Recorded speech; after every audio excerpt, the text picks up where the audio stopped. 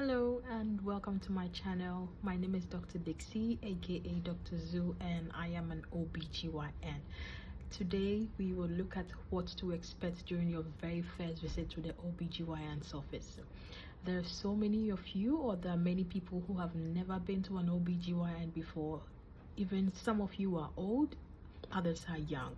So now we'll take a look at what to expect during your first visit and how best you can get comfortable when you come in to see us. Okay, so it's recommended usually that between the ages of 13 to 15 or around 13 to 15 you take a trip to your OBGYN's office. This is different from country to country, but usually 13 to 15 it's pretty great. When you come in during your first visit, if you are around 13 to 15 years of age, you usually come in with your parent, and once your parent is there, I just need a go ahead that I can take a look at you, I can talk to you when your legal guardian is there. So when you come in with your parent and your parent decides that I'm able to talk to you and maybe examine you if necessary, then that's a good thing for me. Your parent is not necessarily supposed to be there when I'm talking to you or when I'm examining you. It's up to you. If you're comfortable with your mom being there, or your dad in some cases being there with you when I'm doing my examination, that's fair enough. But if you're not comfortable, they wait outside. I have a one-on-one with you. We talk about all the necessary things, all the intimate things. We talk about sex, your menstrual cycle, etc, etc. And when we are done, if there's a need for me to examine you, I will examine you. If there's no need for me to examine you, I will not examine you. Usually when you're around 13, 14, 15, or you haven't had any sexual intercourse, I don't need to do any examination. I can just talk to you and just schedule another appointment for next time when you are ready. If I have to examine you, you decide what I do for you. If you don't want, for example, if you have been sexually active and you do not want a vaginal examination, that's fair enough. It's your choice.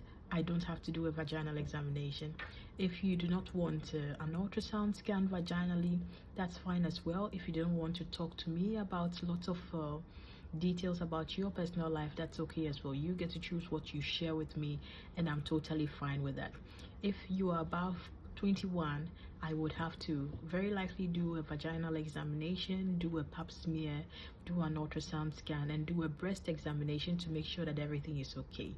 If you are sexually active, it's pretty good if you can take an STD test from time to time to make sure that you're okay, especially if you know that you are a little like on the extreme side, let's say, or if you have a couple of partners and you have unprotected sex.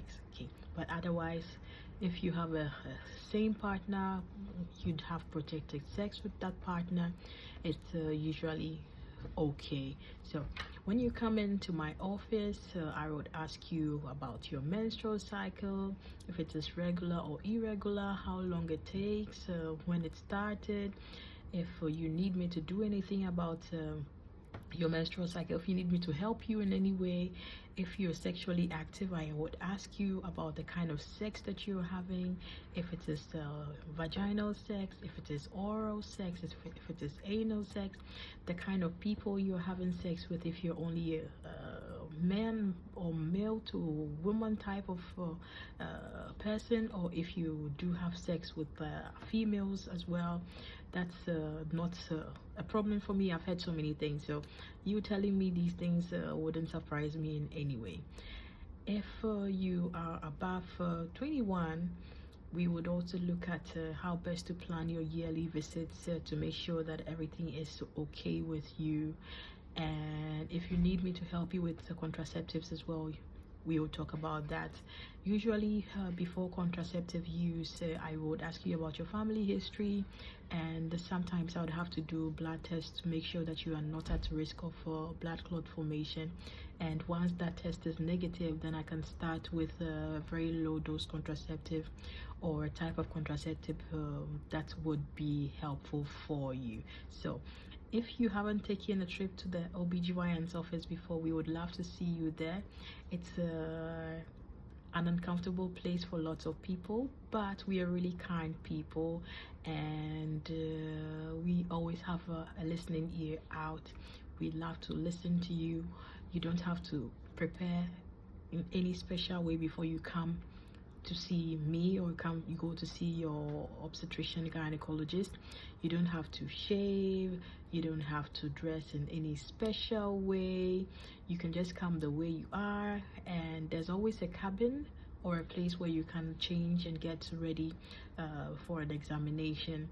And like I said before, based on what you're comfortable with, we would do it for you. You don't have to be on your dry days, meaning that you can still come for an examination even when you are having your menstrual cycle, if it is not too heavy. If your menstrual cycle is too heavy, then of course we might have to reschedule your appointment. But in cases where, for example, you have a problem with your bleed and you're bleeding so heavily that you need me to look at, or for example you have a vaginal discharge that I need to look at, of course I'm so glad to look at what you bring to me, because it's not the first time I'm seeing it. Okay, so bring me everything, or take anything of that sort to your obstetrician gynecologist, and they'll be okay with seeing it, and they help you out. So if you haven't seen an OBGYN yet, please do so. Make an appointment. It's important. Below the age of 21, you usually do not need a pap smear. From 21 onwards, you need a pap smear, and you need help with breast examinations if you do not know how to do it. So, thanks for watching. My name is Dr. Dixie, aka Dr. Zoo, and I love to share with you. Don't forget to subscribe and share so that other people would know what to expect during your next gynecological visit, or during their first gynecological visit. Have a great day. Bye.